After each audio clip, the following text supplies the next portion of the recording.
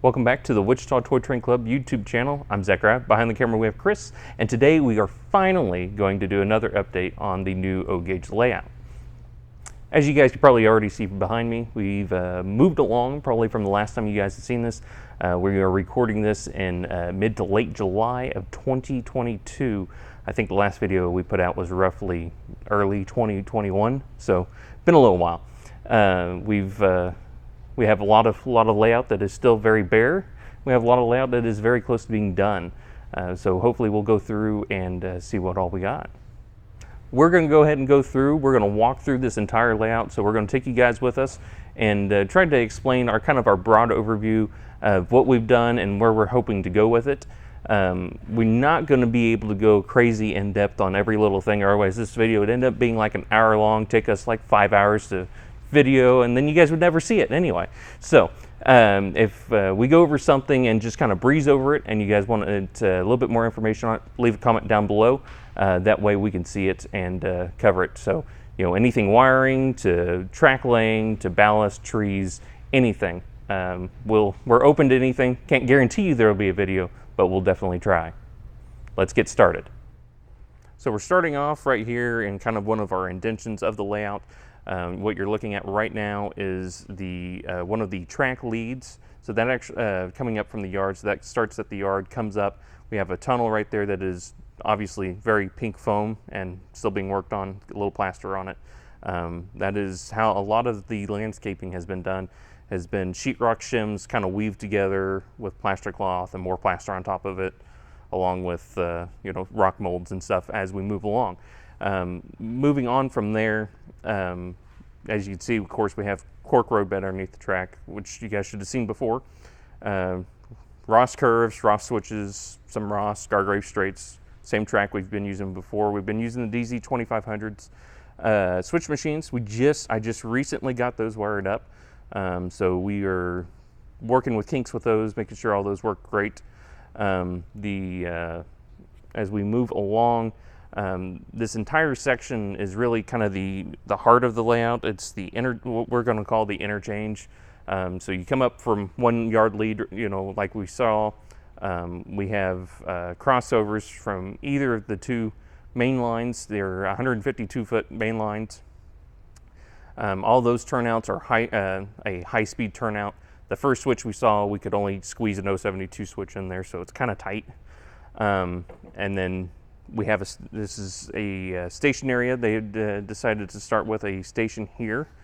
As we can see, there is a whole kind of a rock shelf behind it. Along with the, again, rock molds and so forth. A little bit of ballast has started over here. It's kind of working at the same time. It's been moving along. Further on, we do have another tunnel, and past that is the other track lead, yard lead back down to the yard, and that is another high-speed Ross switch. I think 22.5 degrees, I think is what they were. I could be wrong on that. But again, all DZ2500 switch machines, and everything's got its own separate power supply, so we'll keep moving from here. Moving up from where we were, we have our upper loop. And, you know, if you guys originally remember the track plan, this actually was supposed to be a loop-to-loop. This got kind of freely thrown in here. We added a siding on that far back side. There's I think that's an 072 switch back up in there, or maybe sharper. But there was a switch thrown back up in there, and that was designed to be a coal related siding. We do have kind of a trestle and mining cart type deal going on up there. The mountain that's supposed to be going into is obviously still being worked on. Still plaster cloth on one end, but at the same time looks almost finished on the other. So it's very much work in progress. We'll try to give you another shot back up in there. There is another switch we just recently put in, and we're hoping to connect this loop to actually one of the main lines, so the whole layout will become interconnected. Originally, this was just a independent loop. This other siding right here in front of us is a new siding that was just recently added in again. And its hope is to be kind of a logging or lumber industrial siding. We had a member that had recently passed away, and he was working up here a lot, and it had a lot of logging locomotives, so that's kind of our tribute to him for that. Further down to your left, of course, we have the tunnel portals up top kind of got a little big. You'll notice they got, we were setting clearances and stuff for the main line, and they started doing tunnel portals up top where you wasn't going to run a big boy up top anyway because it's 042 minimum up top here. So they're a little large, but they work. As we keep moving on, we'll get another shot here. We'll start seeing the big mountain, and that's kind of the most finished area of the layout currently. Up here at the top of the big mountain, of course, we'll try to get another shot from the back here later. But we have a hotel. That's actually a Menards HO scaled hotel. They wanted to kind of give everybody a perspective, so it looks a lot further away. I don't know how well it works, but it's definitely a good idea and kind of different. We have a watchtower with the red blinking light up there. Both of those are powered from a completely separate 12-volt computer power supply, and I have a separate board for the Menards building. That way I can vary the voltage going to it, and we have a 12-volt power supply bus actually ran underneath the whole layout. That way if we have anything else, Menards, or anything we have that needs DC power, we can use those. Down from there we have a waterfall that kind of will come down from there and be a big pond area in front of the switches we saw earlier. Moving on from there, the hotel was supposed to be the top of a ski resort at the top of the mountain. So from there we have mainly our unfinished area on this portion of the layout, and that is going to be a ski slope. So we're working on it. They got a couple of HO skiers up there. We'll try to get a different shot to show you guys of those. Again, a little bit of perspective. So, you know, a tinier person, it makes it look like it's a lot farther away. And they got recently just got the ski slope kind of plastered in, so it's moving along. So now we've came around the corner here, where I'm going to call this just the west side. This is actually our west. You guys are facing north right now, and this is right in line with everything else we've more or less shot, just for orientation purposes. But on this back side here, we can see this is probably our most finished portion of the layout. Track is ballasted. We have a road, a sign. A different member came up with, wanted don't take selfies with the wildlife, so we have a girl taking a selfie, and there's no bears behind her right now, but there will be at some point. As you guys can also see, this is also kind of right up against what actually is a stairwell going up to the upper portion of the museum. So this is where that mural of our logo was. If you go back to the first video that we started with, we started right there and behind it. So there's a piece of plywood over that, and this wonderful sky scene got painted on it. For whatever reason, this layout moves, that'll come down, and there'll still be a logo there behind there, but it gives a wonderful looking backdrop to this portion of the layout. So we're looking on the back side of the layout now. This is really the most completed portion of the layout. The fascia is painted green. Everything's ready to go, really. The back of the mountain is more or less complete. We could always add more trees. Trees are something that, you know, you could add 10 and you would have no idea. They're just you can get very lucrative with trees. But they have a lot of really cool spots on the backside of this mountain. I'm going to throw up some pictures. The one thing we do need to do is probably add some access holes into this fascia. That way we can get to the yard lead that comes up through here. Along with the two main lines, there's that tunnel that leads down there to the interchange, and that comes through right here too. So that way we can get to any derailed trains. But they have a lot of really cool stuff that they put on the back here. That road goes down that side and comes back around and goes up to the hotel. This is our kind of our middle section of the layout. It's our most unfinished. This looks basically pretty much probably how you guys saw it over a year ago. We've been a lot of electrical work done, so all the power drops were in and everything. on the far white bridge. That was actually just recently set on there. The tunnel, we've been having issues with clearances with the tunnel, so that'll probably have to get readjusted yet before it can be finished off. As you can see there, there's the back side of the interchange and the other track going back down to the yard area. But this whole area is, from what I remember, I'm not always doing scenery. I've been doing a lot of track work personally. So there's been a lot of different people working on the layout. I believe the exact plan for the middle section here is going to be kind of a recreational area. We have another member that passed away, and he had a circus tent. So we have a circus tent he had built, and we wanted to put that in there. And maybe a playground, and I don't know what else they were, but that was some of the things that they wanted to put in this middle section here. Moving along, again, it's just we have a pretty decent size area that still has to get done. A lot of plaster that still needs to get put down. But we've still been running trains every now and again. We do still find some dips and whatnot in the track. I actually found one the other day. Had issues with a big boy, so we had to shim the track and get that running where it's running good. So it takes a long time to get different trains ran on the layout, and every different direction you can think of. That way, when we're done, we're not going to have any other problems. Okay, so we're on our east end of the layout, all the way on the other end from the mountain. This is going to be kind of our industrial area. This is the high point of the layout. This slope here is actually the steepest grade. There's one of the yard tracks that hit it, but it's a 3.125% grade. If we have any trains that lack any pulling power, this hill will find it. It tests a lot of trains, a lot of locomotives. But it's supposed to be an industrial area. We've been playing around with some different stuff. They got some foam down and started doing some plaster. I think the hope is hopefully to try to find some operating stuff to mix in there. So I don't know if the American Flyer coal loader there is supposed to stay. Again, there's been a lot of playing around with ideas. And we had a different guy that found a bunch of the Lionel windmills. So we have a bunch of those back there.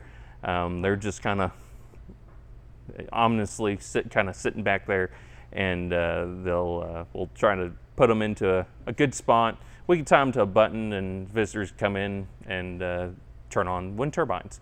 But as you can probably see, again, track, nothing crazy there. Along with this section, along with the middle section, because we have a overhead door close to this area, the only way we can get any lifts to work in over a lot of the layout up into the ceiling, we went ahead and in here we had the track is cut, and the benchwork's all cut to where that pops off, and we can get work done in here. That's a lot of operational stuff, kind of, just stuff that has to get thought out before we have to put up a layout in this building. But again, kind of industrial area. We have another siding in there. Switches are wired up, and biggest thing is you get a big heavy passenger train back behind here. Sometimes it might take 2 engines to get up this grade. So right now we're looking at our back main line. They were on the back side of the layout here. Right below us is the yard level. We'll show you guys that later. But right here we have 2 of the Lionel LCS sensor tracks. These are the sleds. These are part of the IRV2 LCS module. So this works great for the other track systems other than Fast Track, like what we're using here. These are actually Gargrave straights in this particular area. Sometimes there might be Ross, but they're all Ross curves, like we've mentioned before. But this allows us to use the center track capabilities with new legacy locomotives. The biggest benefit in a club setting is if we have a locomotive that isn't in our base, we can run the locomotive over this. You don't have to have the module, and run the locomotive over the track. All that information gets put into the legacy base, and that way everybody can get ready and running their legacy locomotives. We have 2 more down in the yard. Just like I said, the yard's right below us. The cords are a specific length, but it worked out.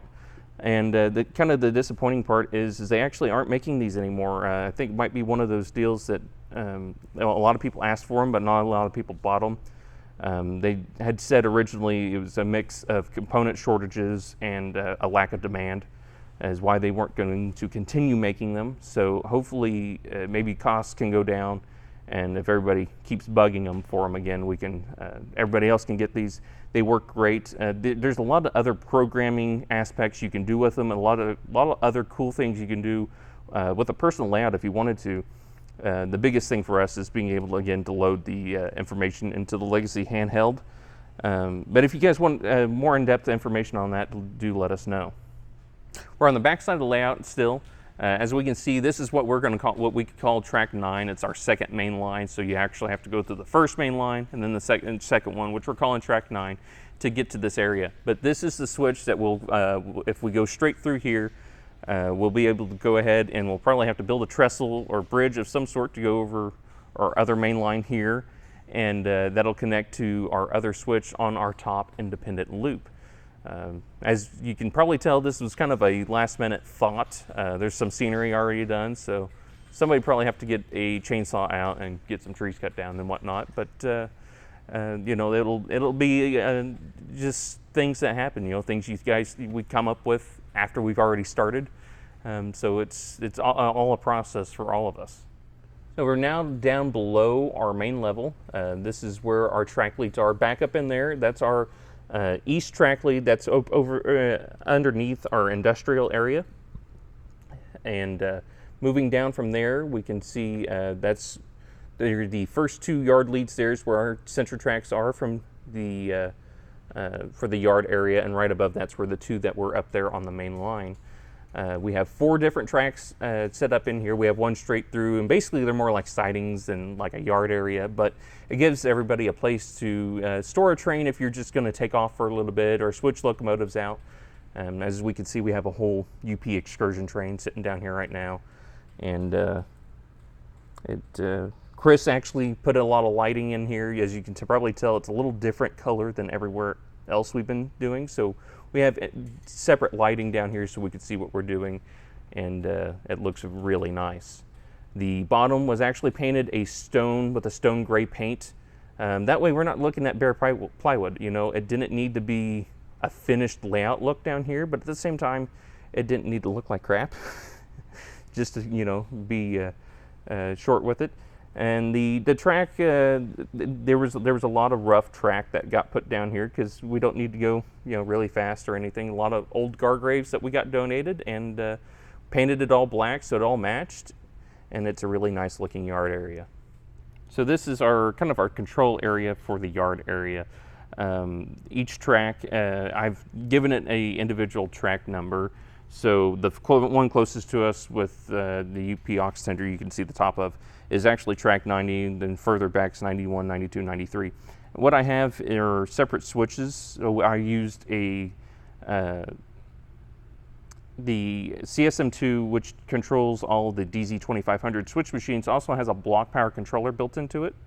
So I have these switches here that allows us to control track power either in a command position, which means I control it with either a cab 1, or sorry, a cab 1L or a cab 2, and I can switch the different individual tracks on and off in the yard area via that, or we can, if you don't have a cab 2 right next to you, you just flip a switch. Just kind of a convenience thing. The whole yard it's got its own power supply, but this allows us, you know, if somebody's trying to put a train on or somebody's trying to take a train off, you can still be doing that while somebody else is, you know, pulling a train out onto the main line. This is above our yard area. We have our fascia area that's behind one of the mountains. And right here, I had found a guy on the OGR forum that was 3D printing remote holders. So thus we have all of our remotes hung up here, and they're different holders. We use a cab 2, the original Legacy base, so we use cab 2s and cab 1Ls along with our DCS TIU. We have a couple DCS remotes. If anybody has a Line Chief engine, we have a Line Chief universal remote, the orange remote. That way it really covers every command system that's currently available. Further to the right of our remotes, we have an area that's going to be voltmeters. So this will obviously vary in progress, but it'll give us voltage readings for each of the individual blocks. So the yard has one block, so that'll be 1 voltmeter.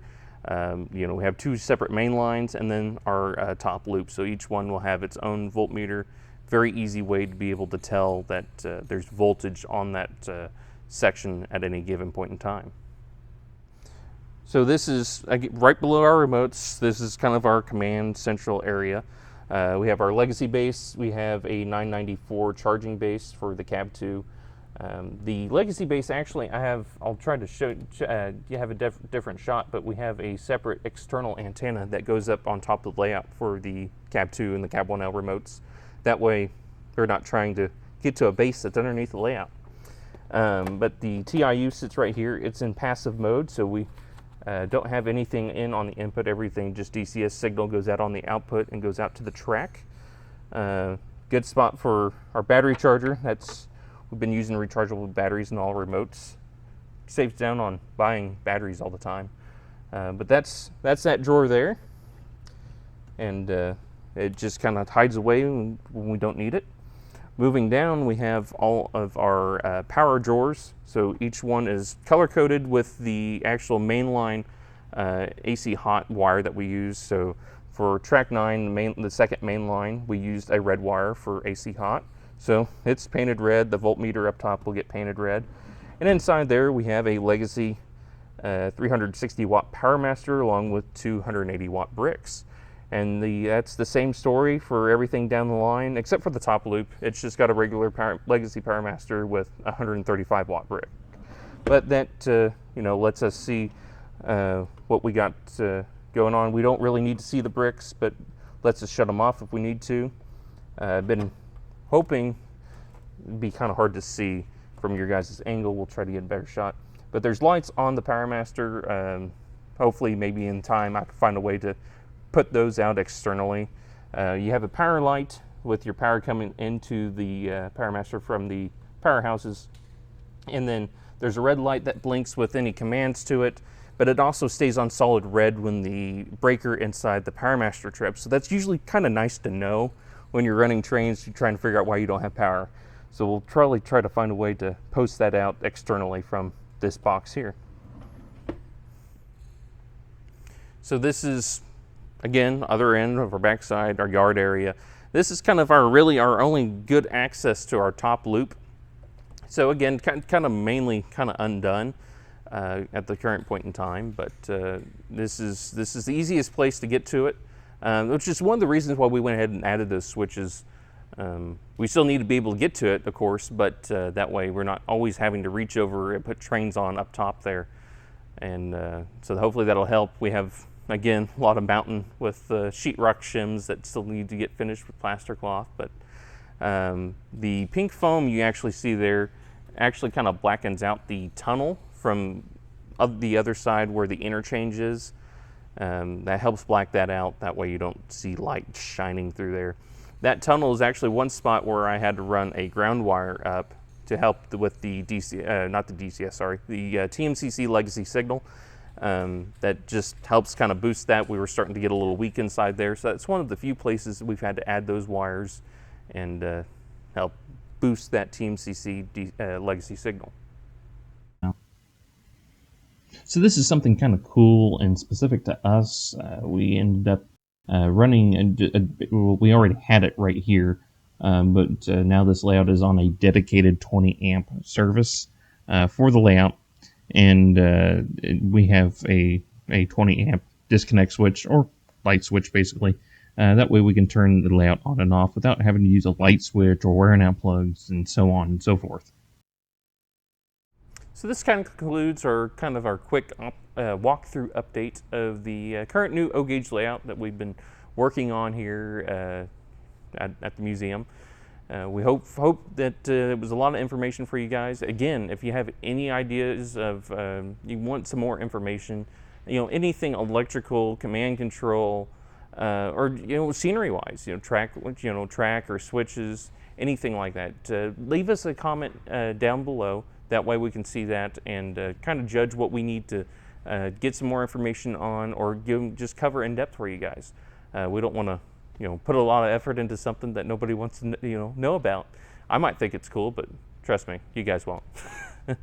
So that kind of concludes this video. Be sure to, again, leave us comments down below for what you think. Hit the thumbs up if you like the video.